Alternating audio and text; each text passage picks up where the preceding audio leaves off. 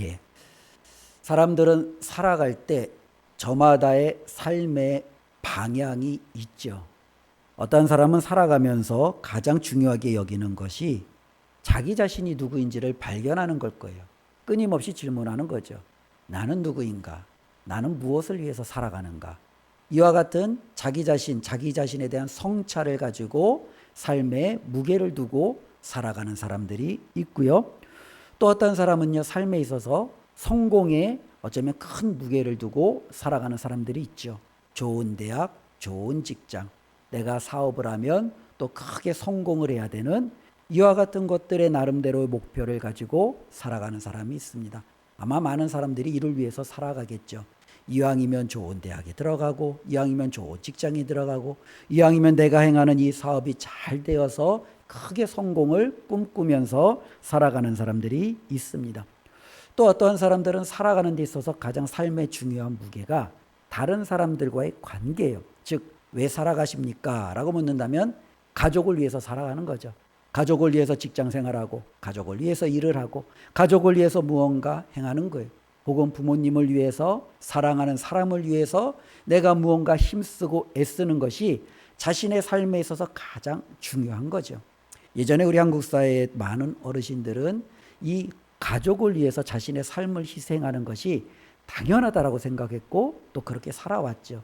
자신의 노후에 대해서는 아무 준비하지 않아요. 오직 자식에게 그냥 모든 것을 다 쏟는 거예요.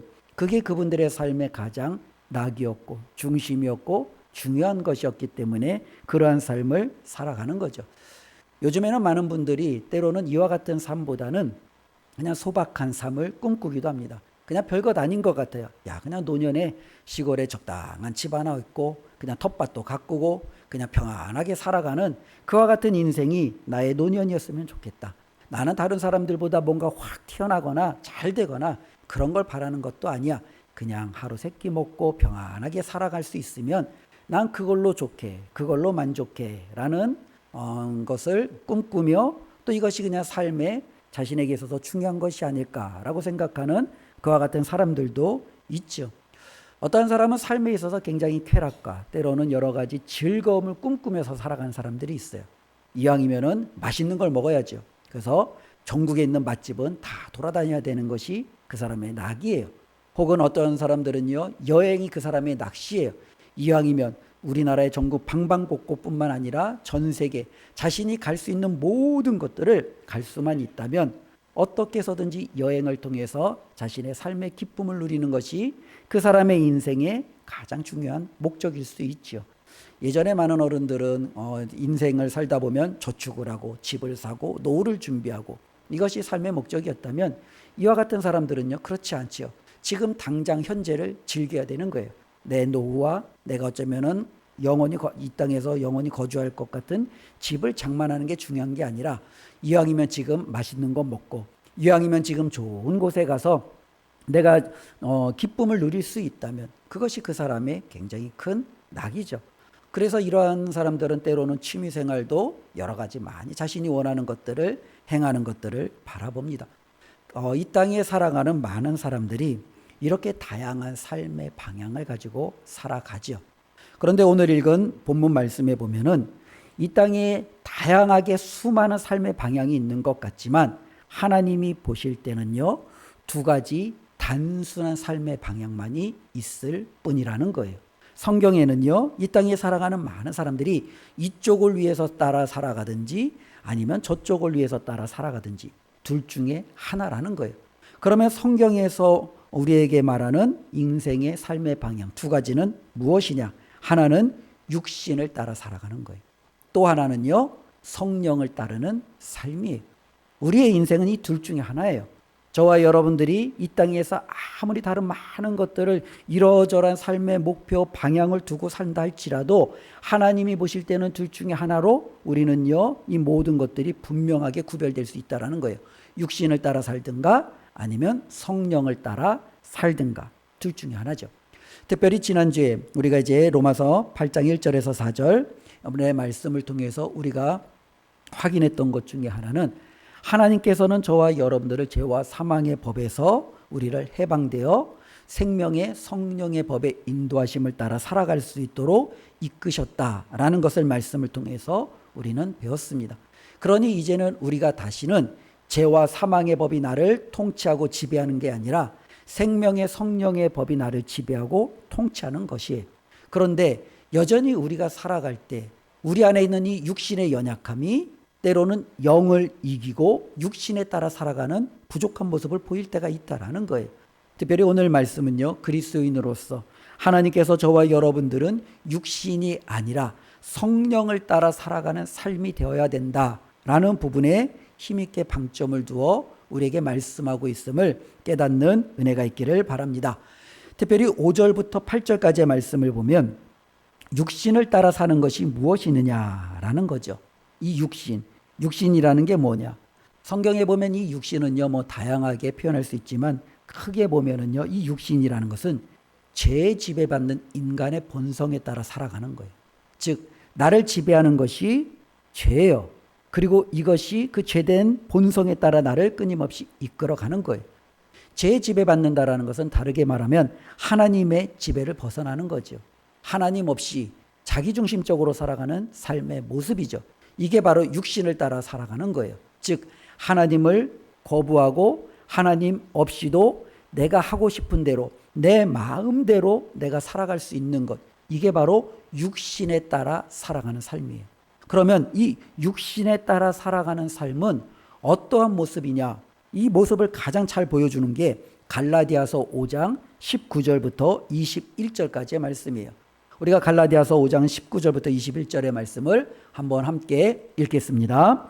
육체의 일은 분명하니 곧 음행과 더러운 것과 호색과 우상숭배와 주술과 원수 맺는 것과 분쟁과 시기와 분냄과 당짓는 것과 분열함과 이단과 투기와 술취함과 방탕함과 또 그와 같은 것들이라. 전에 너희에게 경계한 것 같이 경계하노니 이런 일을 하는 자들은 하나님의 나라를 유업으로 받지 못할 것이요. 육신을 따라 살아가는 사람들에게 이 육신에 따라 산다라는 게 뭐예요? 라고 묻는다면 하나님은 이렇게 말씀하시는 거예요. 갈라디아서 5장 19, 21절을 통해서 이렇게 살아가는 사람들이 육신을 따라 살아가는 거야 라고 말씀하는 거죠. 즉 육신을 따라가는 사람들은요, 성적으로 굉장히 타락한 상태에서 살아가는 거예요. 음란하고 음행하고 간음하고 성적인 무분별함을 가지고 살아가는 사람들, 육신을 따라 살아가는 사람들은요, 우상 숭배에 그들은 굉장히 삶의 우선순위를 두고 있어요. 우리가 이 우상 숭배 그러면은요, 예전에는요 하나의 형상을 만들어 놓고 신을 섬기는 것으로만 생각했지만 지금의 우상 숭배는요, 하나님이 아닌 다른 것들에 훨씬 더 가치를 두고 있는 게 우상이죠. 즉 돈이 우상이 되는 거예요. 때로는요, 우리가 이 땅에서 성공을 내 삶의 가장 중요한 우선순위로 두고 있다면 그것이 바로 우상이 되는 거예요. 하나님보다 나는 이 땅에서 성공이 더 중요해. 이것이 우상이죠. 혹은 자기 자신이 우상이 될 수 있어요. 내가 평안하고 내가 기쁘고 내가 원하는 것을 행하는 이것이 삶의 가장 중요한 것이 되면 우상 숭배가 되는 거예요. 즉 자기 자신과 성공과 돈을 위해서 살아가는 수많은 것들이 육신을 따라가는 삶의 연장선에 있다라는 거죠. 육신을 따라 살아가는 사람들은요, 관계적인 측면에서도 상당히 어려움을 겪게 됩니다. 본문 말씀에 좀 전에 읽었던 갈라디아서를 보면 분노, 질투, 다툼, 시기, 비난, 험담, 용서하지 않는 이 모든 것들이 어떤 거예요? 서로 가운데 우리가 이 관계를 무너뜨리는 육신을 따랐을 때 나타나는 삶의 모습이라는 거예요. 이것이 때로는요, 개인적인 것을 넘어서 공동체 안에서 나타날 때는요, 공동체의 분쟁으로 나타나는 거죠. 그래서 보면은 당짓고 분열하고 이단을 추종하고 자기중심적인 모임을 만들기 시작하고 이와 같은 것들을 통해서 바로 육신을 따랐을 때 삶의 모습이 어떻게 우리에게 나타나는지를 보여주는 거예요. 육신을 따르는 사람에게는요, 쾌락이 우선순위죠. 술 취합니다. 중독됩니다. 방탕합니다. 소비에 있어서 절제할 줄을 모릅니다. 이와 같은 것들이 육신을 따라서 살아가는 거예요. 그리고 육신을 따랐을 때에는 하나님보다 자기 자신의 판단이 훨씬 더 우선순위예요. 그들에게 있어서 정말로 중요한 것은 스스로 내가 볼 때 옳다고 여기는 것을 그들은 따라가요. 그래서 그들은요, 하나님의 말씀도 다른 사람들의 충고도 그렇게 귀담아 듣지 않아요. 내가 원하는 것, 내가 옳다고 생각하는 것이 여기에 있으니 그것을 위해서 살아가는 것. 이것이 바로 육신을 따르는 삶의 태도의 모습이라는 겁니다. 그런데 오늘 말씀은요, 바로 이 육신을 따르는 자의 삶의 결과까지도 우리에게 말씀해 주고 있어요. 이 세상에 있는 많은 사람들이 이렇게 살아가요. 그런데 그렇게 살아가는 것이 당장에는 좋은 것 같아요. 당장에게는 자기에게 행복을 가져다 주는 것 같아요. 그런데 이와 같은 삶을 살았을 때 어떤 결과가 나타나느냐? 6절에 보니까요, 사망이에요. 7절에 보니까요, 하나님과 원수가 돼요. 8절에 보니까요, 하나님을 기쁘시게 할 수 없어요. 육신을 따를 때는 이와 같은 결과를 당연히 도출해낼 수밖에 없다라는 거예요. 하나님을 떠나 이 세상, 이와 한번 사는 것, 내가 한번 하고 싶은 대로 마음껏 살아보자. 그렇게 생각하고 그렇게 살았어요. 그런데 결국에는요, 그에게 남는 게 뭐예요? 사망이요. 하나님과 원수가 되고 하나님을 기쁘시게 하지 못하는 그와 같은 삶으로 전락하고 만다는 거죠. 특별히 이 사망이라는 것은 죄를 따랐을 때, 하나님을 거역했을 때 주어지는 결과예요. 죄의 삭은 사망이에요. 육신을 따르는 사람들에게 나타나는 필히 마지막의 결과는 사망에 이르는 것입니다. 여기서 사망이라는 것은 모든 사람은 다 죽지 않아요 라고 누군가가 말할지 모르겠습니다. 그런데 단지 육체적인 죽음만을 의미하는 것은 아닙니다. 여기서 사망은요, 육체적인 죽음을 뛰어넘어 영적인 죽음까지도 포함되어지는 거예요. 이 영적인 죽음이라는 것은 더 이상 하나님과의 관계가 이어지지 않는 거예요. 단절이에요. 하나님과 분리되는 거예요. 그리고 나아가서는 하나님과 단절과 분리되는 것이 장차 먼 미래에는 영원한 멸망과 심판이 주어지는 것을 뜻하는 겁니다. 그러니 단지 모든 사람이 죽는데 뭐 어차피 나도 똑같이 죽음으로써 끝날 텐데 뭐 여기에서 그치는 게 아니에요. 우리가 육신을 따랐을 때에는 육체적인 죽음을 넘어서서 하나님과의 관계도 끊어지고 결국에는 먼 미래에 하나님의 그 영원한 심판을 우리는 몸소 받아야 되는 그와 같은 엄청난 비극에 이를 수밖에 없다라는 겁니다. 육신을 따랐을 때 결과가 이와 같이 무섭게 우리에게 주어지는 거죠. 계속적으로 말씀하죠. 7절에 보니까요. 육신의 생각은 하나님과 원수가 되나니. 그렇죠? 육신을 따랐을 때는요. 하나님과 원수가 돼요. 즉 그렇지 않겠습니까? 우리도 살다 보면은 누군가가 우리에게 조언을 해줘요. 충고를 해줘요. 우리를 이끌어가요. 근데 우리가 계속 그 사람의 말을 무시해요. 듣지를 않아요. 그 사람의 관계가 어떻게 되겠어요? 당연히 매끄럽지 않을 거예요. 좋지 않을 거예요.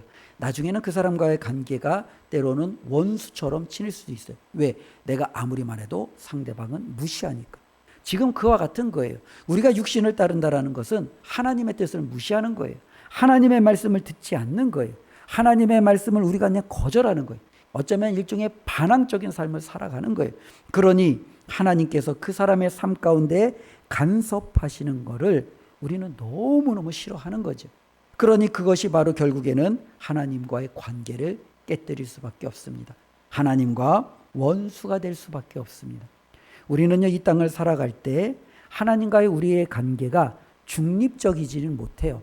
이것은 하나님과의 우리와의 관계가 좋든지 원수가 되든지 둘 중에 하나예요.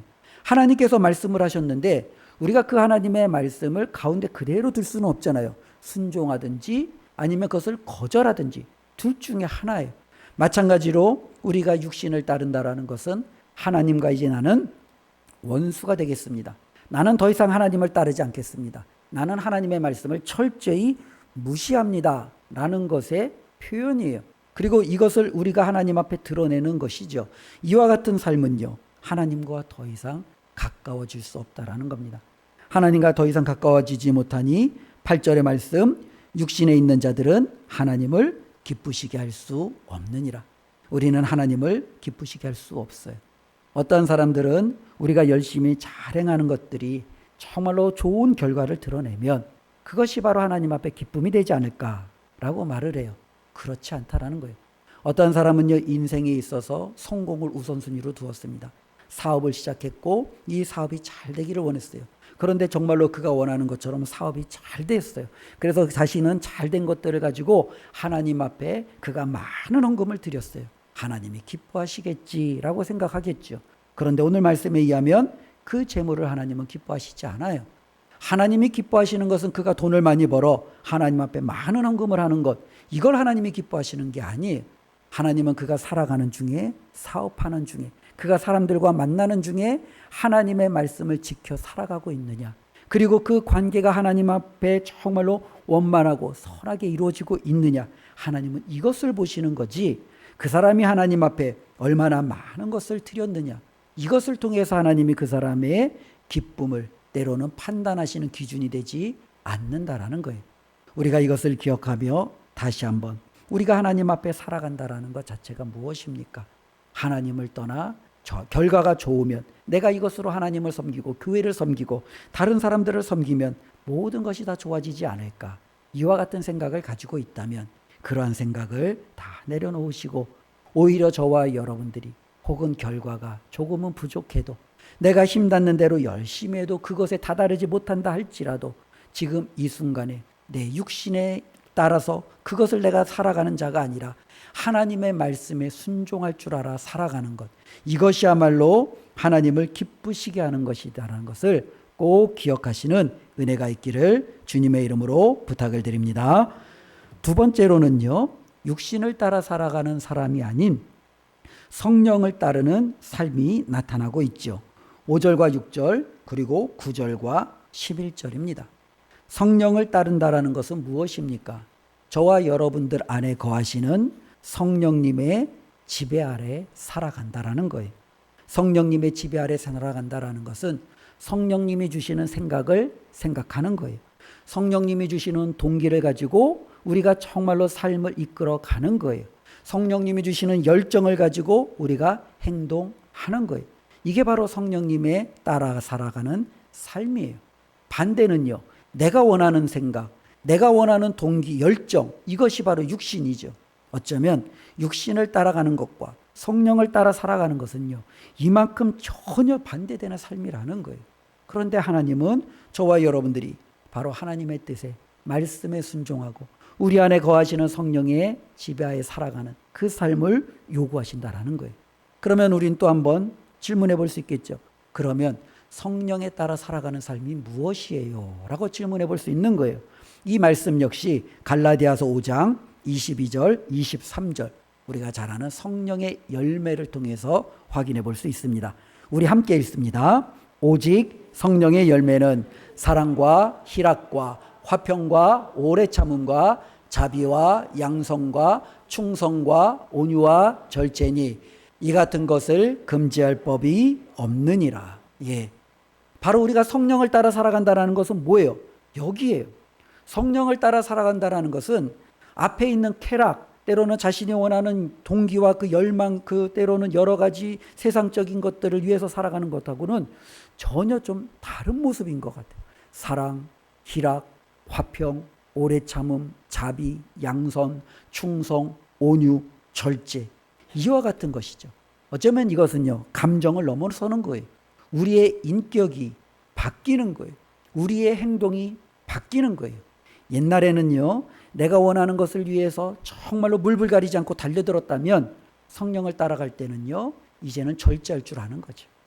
옛날에는요, 나만 좋으면 됐는데 이제는 주위 사람들을 돌아보며 그들에게 내가 해를 끼치지 않도록, 혹시라도 그들에게 내가 삶에 그들에게 어쩌면 좌절을 주지 않도록 내가 좀 그들을 살필 줄 아는 그와 같은 모습으로 바뀌는 거죠.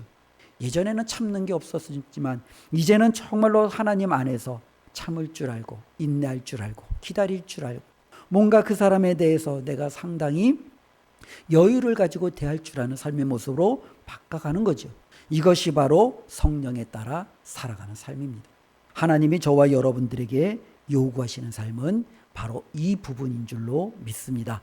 육신을 따랐을 때는요, 세 가지 결과가 나타난다라고 그랬어요. 사망, 하나님과 원수가 되고 하나님을 기쁘시게 할 수 없어요. 그런데 성령을 따랐을 때 주어지는 삶의 결과도 세 가지로 하나님께서는 우리에게 주셨어요.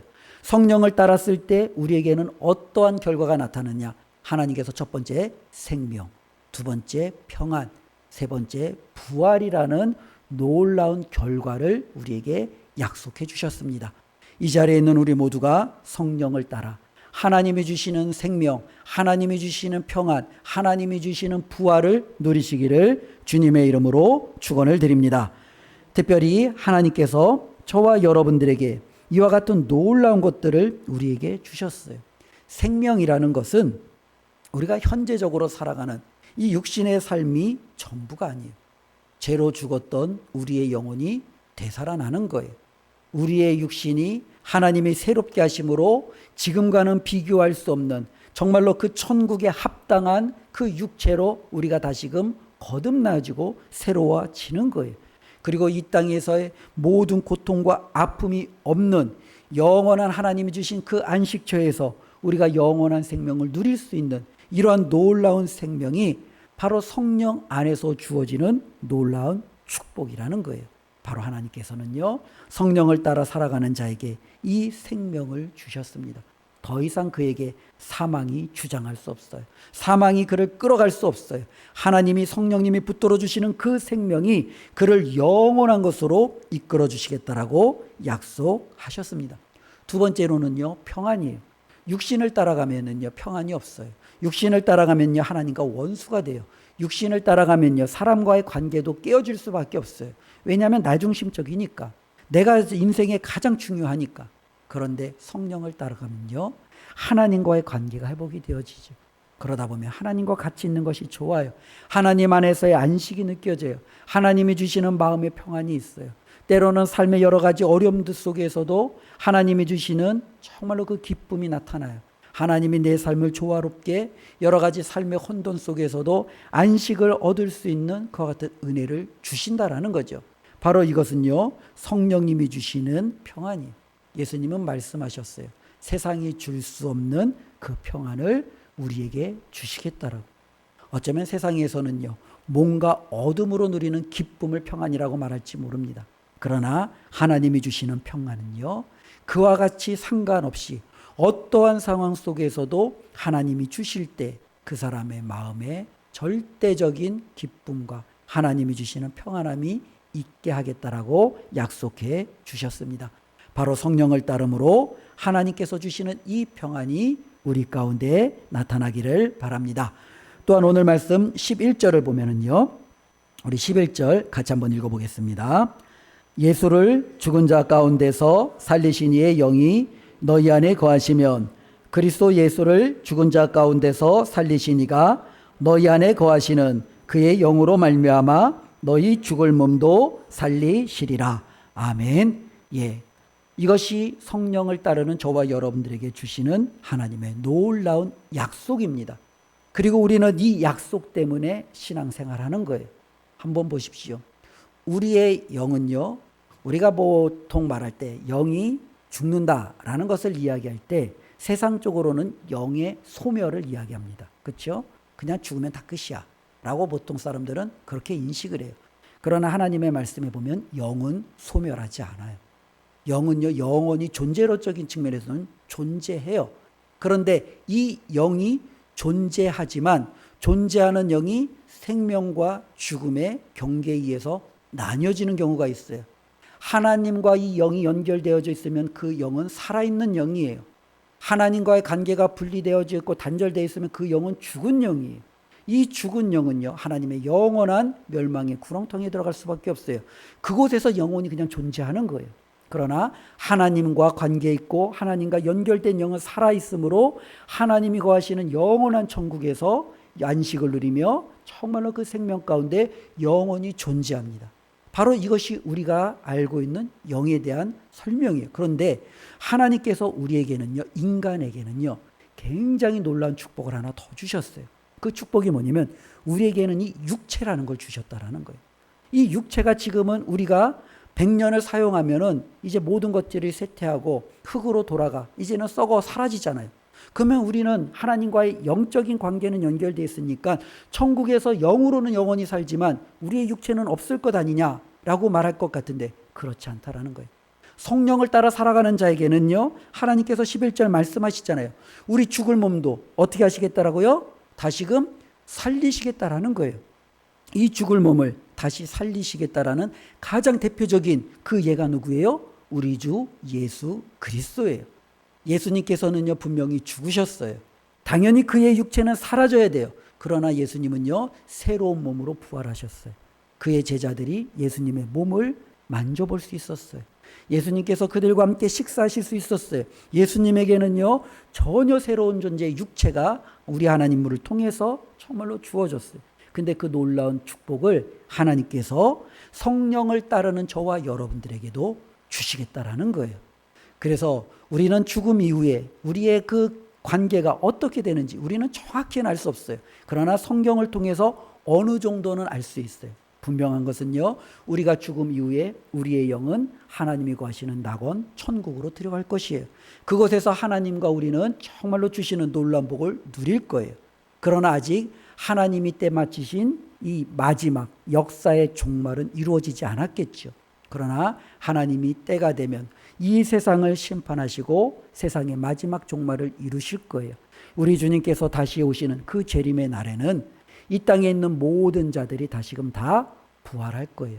그리고 그 부활은요, 천국에 합당한 부활의 정말로 육체로서 우리는 영과 하나가 되어 하나님이 새롭게 하시는 새하늘과 새 땅에서 영원한 삶을 누리게 하시겠다라고 약속하셨어요.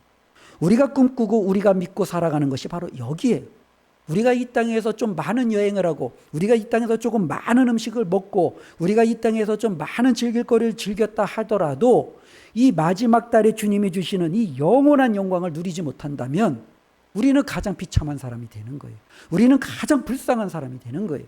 그러나 이 땅에서 다른 사람들이 10군데 맛집을 돌아다닐 때 나는 한 군데 돌아다니기도 힘들었고, 이 세상에 있는 많은 사람들이 원하는 정말로 취미와 자신이 하고 싶은 많은 일들을 누릴 때 나는 가까스로 1년에 한두 번 하는 것이 참 힘들고 어려웠고 나는 그것 때문에 속상했어도 마지막 때 하나님께서 저와 여러분들의 그 육체를 부활하시고 영원한 하나님이 계시는 그 천국으로 우리를 인도하신다면 우리는 이 땅에서 누리지 못한 것이 아깝지 않을 거예요.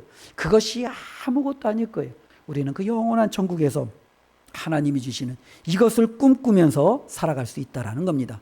이것을 하나님이 누구에게 주세요? 성령을 따르는, 그리고 성령에 따라 살아가는 사람에게 주시는 하나님의 놀라운 축복이요 약속이라는 겁니다. 이것이 바로 저와 여러분들에게 희망이 되고 우리가 붙드는 가장 강력한 삶의 동기가 되기를 주님의 이름으로 축원을 드립니다. 두 가지입니다. 육신을 따라 살아도 됩니다. 성령을 따라 살아도 됩니다. 그 선택은 우리가 하게 되었죠. 하지만 선택한 것에 대한 결과도 우리가 책임져야 돼요. 육신을 따랐을 때 우리에게 주어지는 결과는 사망이에요. 하나님과의 단절이고 하나님과 원수가 되는 삶일 수밖에 없어요. 그러나 성령을 따라 살면 저와 여러분들에게 하나님이 생명을 주신대요. 평안을 주신대요. 부활을 주신대요. 이것을 붙들고 살아가는 것이야말로 가장 중요한 것 아니겠습니까? 우리가 하나님 앞에 다시 한번 오늘 말씀을 우리가 살펴보면서 나는 지금까지 무엇을 따라 살아왔는가 한번 점검해 보시고, 내가 남은 생에 나는 무엇을 따라 살 것인가 한번 고민해 보시고, 주님의 말씀을 통해서 가장 지혜롭고 현명한 선택이 우리의 삶 가운데 나타나기를 바랍니다. 우리의 삶의 주인은 더 이상 내가 아니에요. 우리 안에 거하시는 성령님이시죠.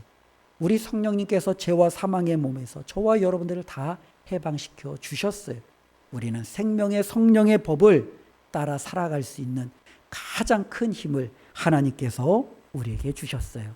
한 주간도 성령을 따라 승리하시기를 주의 이름으로 축원드립니다. 기도하겠습니다. 하나님 감사합니다. 이 세상에 있는 많은 사람들이 육신을 따라 살아갑니다.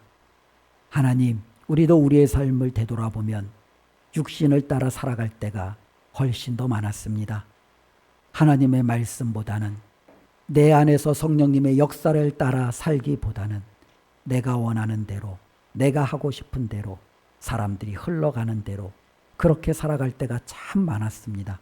그런데 이제는 하나님 더 이상 그렇게 살 수 없는 존재로 하나님이 우리를 그렇게 변화시켜 주셨습니다. 하나님 이제는 육신을 따라 사는 삶이 아니라 영을 따라 살아갈 수 있는 하나님의 자녀 되게 하여 주시옵소서. 하나님께서 주어지는 그 결과를 바라보며 믿음 안에서 승리하는 삶이 되도록 주님께서 우리를 붙들어 주시옵소서. 예수님의 이름으로 기도드리옵나이다. 아멘.